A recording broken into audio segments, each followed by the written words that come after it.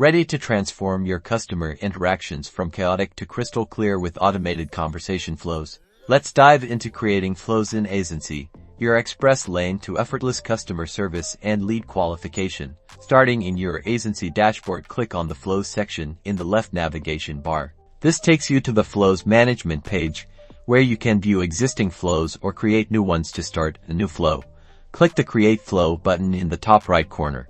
A window will pop up asking you to name your flow. Provide a short description so you know what it is for later, and then hit Create. Make sure you give it a descriptive name so you can easily identify it later, like Welcome New Customers or Order Status Inquiry. Now for the fun part, the Flow Builder. Every flow starts with a trigger, defining when the flow will activate. You can choose from a variety of triggers, such as keywords, specific times and dates, API calls, and more. Select the trigger that best suits your flow's purpose and click the plus button to start building.